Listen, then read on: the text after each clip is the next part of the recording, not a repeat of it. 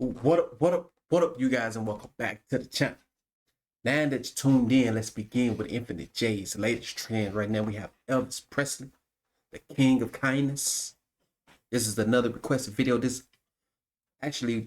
video was on the top of the list, but I started going like through the middle, through the bottom. I just, shuffled around. Hopefully, I'm doing what I'm supposed to, because I saw where you guys was coming in at the beginning and asking for me to request these videos. But without further ado, let's get you guys over to the big screen and let's get this video going. Thank you. Shout out to everyone who has been in the comments. Shout out to everybody who has subscribed to the channel, and shout out to everybody who opt out but then opt back in, because I can see when you guys leave the subscription. So thank you. I love everybody. Let's get into this video. I've always treated people just like I would like to be treated. Oh, okay, subtitles. So I was going to read that. I try to remember that. That's all. It's simple. It's no problem. It's no big effort that I put forth. Yeah. Right. Elvis Presley was not only one of America's most iconic entertainers, he was also one of the most charitable celebrities to ever live. Having been raised poor and by God-fearing parents, Elvis gave from the purity of his heart. Although he fell into a high tax bracket, he never took a tax write-off, nor did he ask for any publicity for his charitable deeds. He gave just for the love of giving. I feel that. While his many good works would be impossible to list, we'll highlight as many as possible, starting with his $1,050 donation to his old high school, which made it possible for all of the students to attend. $1,050. Did you say $1,050 donation? Starting off with his 1,000, or did you say 150,000? $1,050 donation. $1,050. Okay, I mean, not everybody had $1,000 to give back then.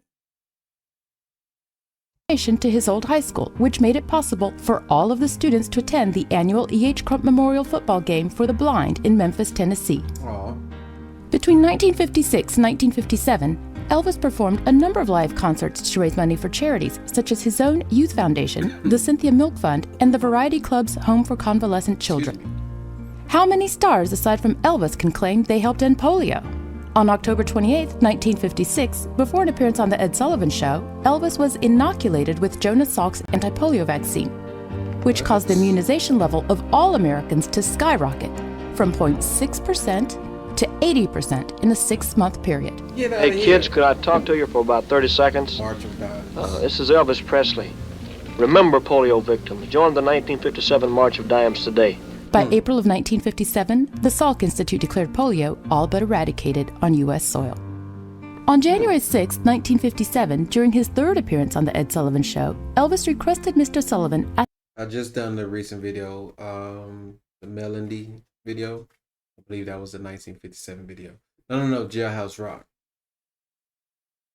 One of those videos. I actually just done a reaction. Go check it out. I'll leave the card up at the top. Ask those watching to send urgent financial contributions to help relieve the plight of some 250,000 Hungarians affected by the Soviet invasion of their country. Because he feels so keenly, this young man feels so keenly about Hungarian relief, he urges all of us through the country to remember that immediate aid is needed, so long before his benefit show is put on, he wants to remind you to send in your checks to your various churches, Red Cross, etc. On June 28, 1957, Elvis appeared as a special guest on Danny Thomas's annual Shower of the Stars charity event, which aimed to raise funds to build what is today the most important medical and research center for children with cancer, St. Jude Children's Research Hospital. Without singing a single song, the King's presence drew over 14,000 donors, and work on construction of the hospital's first building commenced later that year. Presley's work with sick children did not begin or end with St. Jude's. Before being drafted by the U.S. Army, he often visited hospitals to comfort children faced with life-threatening illnesses, and donated the hundreds of stuffed animals that he had received from fans worldwide to them.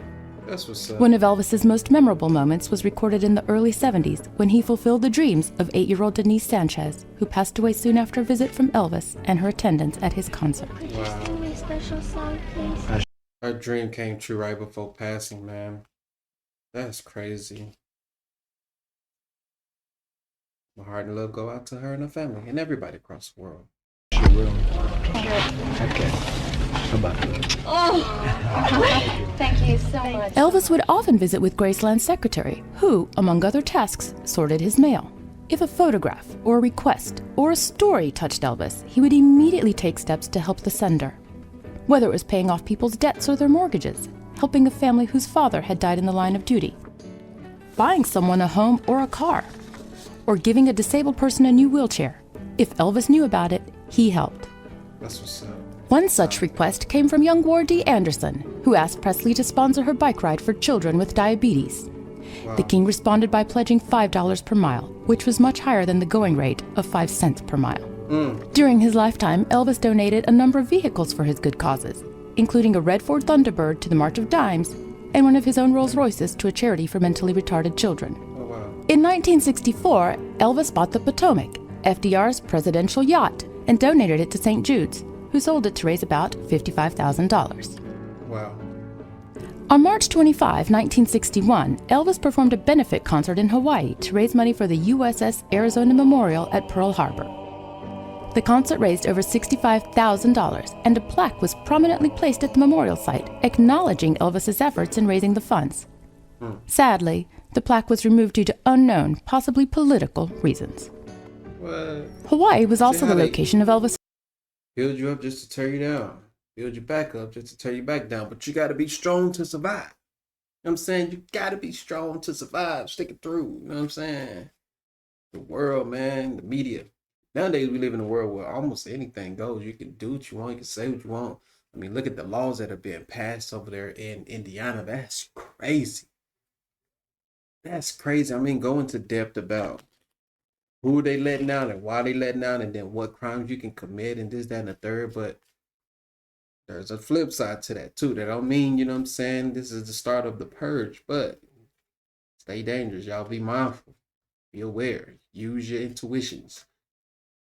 Be aware of what's going on in the world. A lot of people's like, I don't watch the news. How are you gonna keep up with what's going on around you?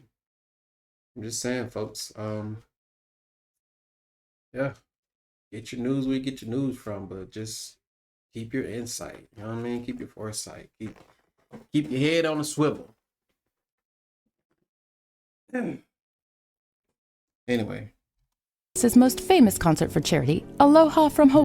they like to here I am saying the media like to you know what I'm saying, throw stuff around out there, man. Just know where you're getting your sources from. That's all I want to say. Hawaii. The 1973 concert was the first to be broadcast live by satellite. It was viewed by one of you lucky individuals in the comments told me that, and that's the year my mother was born. And you also mentioned that you was there to see that live viewing via satellite, and the amount of people that partaking in that event. That's crazy. a record audience of over 1 billion people worldwide. The performance raised over $75,000 for the Kwee Lee Cancer Fund, which had been set up following the death of the I'll Remember You songwriter in 1966. In 1975, Elvis raised in excess of $100,000 at a concert in Jackson, Mississippi for victims of a tornado. This concert was deeply personal to Elvis, who was a child when a deadly tornado tore through his hometown of Tupelo. Elvis annually presented checks to as many as 50 charities and organizations in Memphis. Each check was for a minimum of $1,000, and some were much greater, such as his $10,000 donation to the Memphis Jewish Community Center Building Fund. In recognition of Elvis's charitable contributions throughout his life, Memphis Mayor William Ingram, along with the Governor of Tennessee, Beaufort Ellington, officially declared October 29, 1967, Elvis Presley Day in the city of Memphis and in the state of Tennessee. That's what's up. Elvis learned early on what it meant to receive food, clothes, and kindness from strangers, and did the same for others in need, both publicly and privately. While he may not have been a perfect role model, the world today needs more examples of this type of generosity and kindness. Exactly. That's the way I was brought up. My surroundings, my mother and my father and the whole family were always considerate of other people's feelings. I'm proud of the way that I was brought up to believe and to treat people, and so I try to remember that. That's all. It's simple. It's no problem.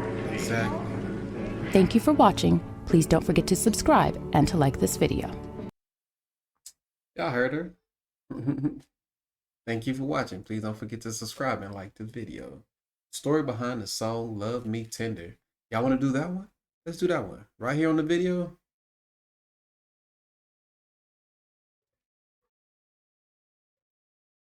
Man, this is a good little catalog right here. We're going to go behind the song Love Me Tender.